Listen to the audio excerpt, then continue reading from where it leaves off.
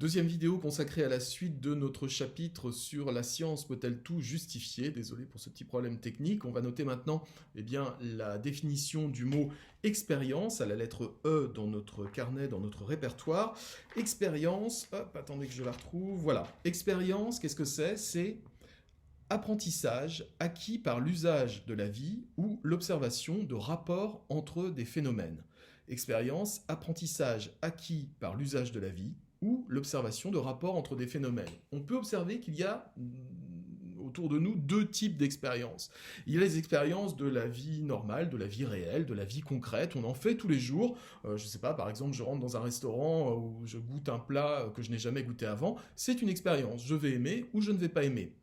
L'expérience scientifique, c'est quelque chose de différent. Une expérience scientifique, il faut la faire selon un certain cadre. C'est-à-dire que je vais mettre en place un protocole scientifique pour faire mon expérience, pour essayer de prouver quelque chose. La plupart du temps, quand je fais une expérience dans la vie réelle, ça peut être une expérience qui est totalement involontaire. Je fais du vélo, je suis jamais tombé, et puis je tombe de vélo. Et là, je me rends compte qu'effectivement, ça fait mal et que je peux finir avec des points de suture à l'hôpital. Ça, c'est le genre d'expérience qu'on n'a pas vraiment voulu, mais qu'on va faire et qui va nous apporter une forme d'enseignement. Tandis que l'expérience scientifique, elle n'est jamais involontaire. D'ailleurs, c'est assez marrant parce que y a beaucoup de légendes urbaines, vous savez, sur la découverte, les grandes découvertes de la science, ou même des découvertes, je pense notamment à Christophe Colomb qui découvre l'Amérique. On raconte souvent, on ne sait pas si c'est vrai, c'est qu'en fait, Christophe Colomb cherchait le chemin des Indes, et que finalement il a trouvé l'Amérique. Alors est-ce que c'est si vrai que ça? En fait, certains pensent qu'en fait il savait très bien ce qu'il faisait quand il a fait ce voyage, et qu'en fait c'était un peu un prétexte, la route des Indes, pour faire des explorations plus grandes. Bref, on ne le saura jamais. Mais c'est aussi par exemple un truc tout bête, l'invention du Coca, le Coca-Cola qu'on boit tous les jours. C'est selon la légende urbaine, en fait, John Pemberton, qui était pharmacien, avait inventé un liquide, une espèce de breuvage pour traiter le mal de tête et surtout les gueules de bois pour les gens qui buvaient trop. Il n'y avait pas de bulles dedans, et puis un jour dans un bar de Philadelphie, un type demande la recette miracle contre le mal de tête de John Pemberton, et puis le serveur se trompe, il met de l'eau gazeuse dedans et tout d'un coup ça donne le Coca-Cola. Est-ce que c'est vrai, est-ce que c'est pas vrai? Franchement, ça tient plus de la légende urbaine qu'autre chose. Ou encore Marie Curie, quand elle découvre la radioactivité, c'est, en fait, un soir, elle quitte son laboratoire, Marie Curie, et puis, elle laisse une source, du radium près d'une source électrique, et le lendemain, oh miracle, elle a découvert la radioactivité. Ça fait quand même beaucoup d'accidents qui formeraient des théories et des lois scientifiques. Et souvent, effectivement, il y a des légendes urbaines comme ça autour des grandes découvertes. Est-ce que c'est vrai, est-ce que c'est pas vrai? Ça tendra à prouver surtout que pour nous, simples humains, simples mortels que nous sommes, qui ne feront jamais de grandes découvertes scientifiques, enfin peut-être que vous en ferez plus tard, on a tendance un petit peu à attribuer beaucoup le hasard dans les expériences scientifiques. Faut pas oublier quand même que les expériences scientifiques, c'est souvent fait dans un cadre et dans un protocole extrêmement sérieux, extrêmement solide. Mais on a tendance à mélanger ce qui est de l'ordre de l'expérience quotidienne, les expériences qu'on fait tous les jours. Je découvre un nouveau plat, je découvre un nouveau chemin pour arriver chez moi plus vite, et puis les expériences scientifiques qui, elles, ne laissent en général rien au hasard. Donc c'est la grande différence entre l'expérience scientifique et l'expérience au quotidien qu'on peut vivre toutes et tous. Troisième terme important à noter pour vous dans votre carnet, dans votre répertoire, c'est le terme de vérité.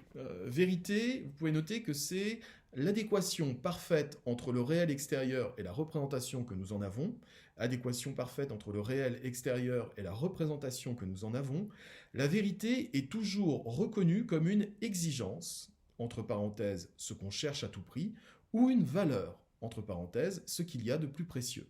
Je répète, la vérité est toujours reconnue comme une exigence, ce qu'on cherche à tout prix, c'est vrai qu'on cherche toujours la vérité, ou une valeur, c'est-à-dire ce qu'il y a de plus précieux.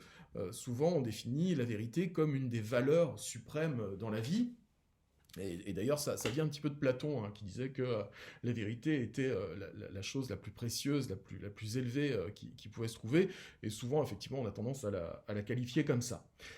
Donc voilà pour théorie, expérience et vérité. On continue la lecture. Or, on a bien l'impression que les sciences ont besoin de prouver ce qu'elles avancent par l'expérience. Je fais une théorie, puis j'essaye de la prouver en la faisant affronter le réel. Rappelons-nous notre exemple de tout à l'heure. Je suis dans une maison, j'entends du bruit dans le grenier au-dessus de moi.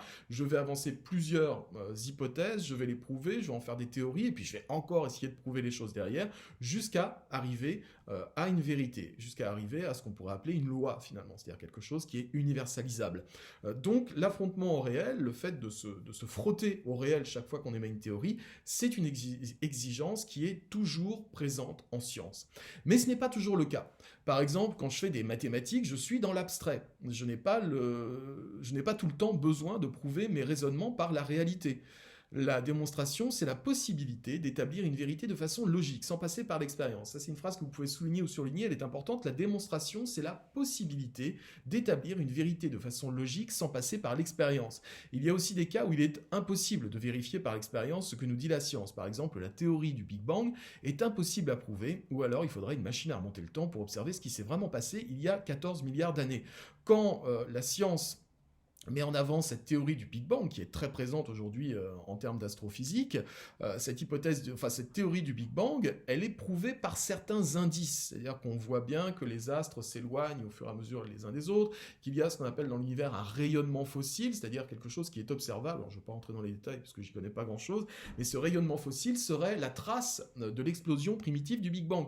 Mais ce ne sont que des indices. On ne saura jamais vraiment exactement ce qui s'est passé, puisqu'on ne pourra jamais se rendre il y a 14 milliards d'années, à moins d'avoir, encore une fois, une machine à remonter le temps. L'enjeu de la démonstration est donc énorme. Là où notre vision, nos sens, nous donnent des informations parfois fausses et une mauvaise approche de la vérité, celle-ci peut toutefois être rétablie par l'utilisation de la démonstration logique. Démonstration, c'est sans doute une des grandes bases de la science. On ne peut pas faire de science si on ne fait pas de démonstration. Il faut démontrer les choses, réussir à les prouver d'une façon ou d'une autre, et on va noter dans le répertoire la définition du mot démonstration. Alors, le temps que je retrouve où est cette définition, voilà. Démonstration, donc vous pouvez le noter encore une fois dans votre répertoire, démonstration, fait d'établir la validité ou la vérité d'une thèse ou d'une proposition en se basant uniquement sur la cohérence du raisonnement, sans passer par l'expérience directe. Autrement dit, c'est une vérité de type logique. Je répète, démonstration, c'est le fait d'établir la validité ou la vérité d'une thèse ou d'une proposition en se basant uniquement sur la cohérence du raisonnement sans passer par l'expérience directe. C'est une vérité de type logique. Effectivement, une démonstration, ça va consister à ne pas à chaque fois essayer de prouver les choses par le réel. Imaginez si en cours, à chaque fois que vous dites, en cours de physique par exemple, l'eau bout à 100 degrés, vous étiez obligé de faire bouillir de l'eau pour dire, bah voilà, ça y est, on est rendu à 100 degrés. Non, au bout d'un moment, c'est une démonstration de type purement mathématique, de type purement logique, qui vous permet d'affirmer telle ou telle vérité scientifique, telle ou telle théorie ou loi scientifique. Voilà pour la définition de la démonstration. La démonstration est donc là pour montrer qu'une chose est vraie, parce que sa conclusion s'impose nécessairement et de façon logique. La question qui se pose alors est la suivante, peut-on tout justifier? Autrement dit, le pur raisonnement humain est-il assez fiable pour se passer de toute expérience? On pourra rappeler par exemple la découverte de la planète Neptune. En astrophysique, la découverte de Neptune, c'est quelque chose d'assez dingue.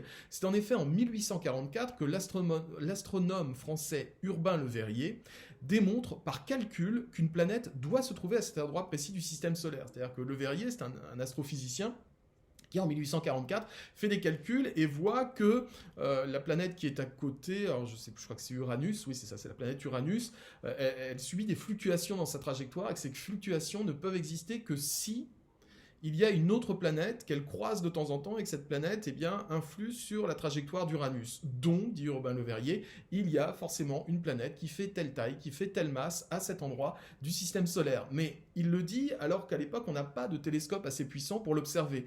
Donc la planète Neptune est apparue dans notre cartographie du système solaire sans qu'on puisse la voir. Elle est apparue par démonstration logique. Il ne pouvait pas ne pas y avoir de planète de telle taille et de telle masse à cet endroit précis, puisque tous les indices concordaient à dire qu'il y avait une planète.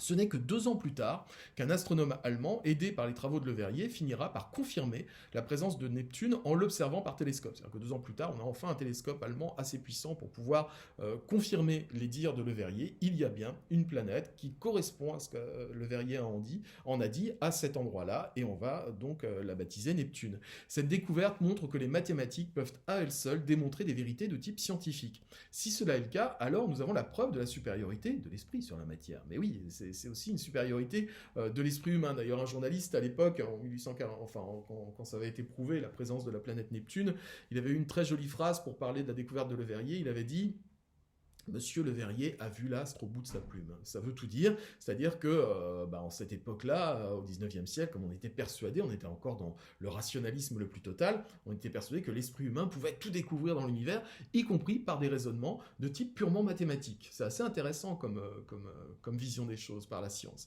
dans cette ère d'optimisme scientifique qui était celle du 19e siècle. Lors de la prochaine vidéo, on pourra aborder la première partie de ce chapitre. Pour l'instant, je vous dis à très bientôt.